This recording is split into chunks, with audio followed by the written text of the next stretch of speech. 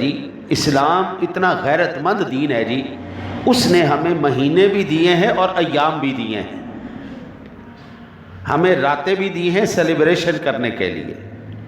اسلام کا پہلا مہینہ کون سا ہے؟ محرم۔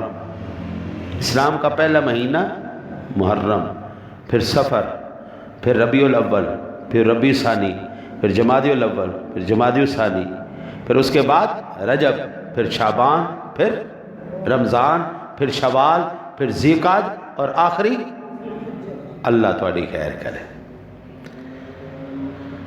ذی الحجہ ہمارا آخری مہینہ اور محرم ہمارا پہلا مہینہ۔ ذی الحجہ کے اندر کیا ہوتا ہے؟ حج۔ محرم کے اندر کیا ہوا؟ شہادت نواسہ رسول۔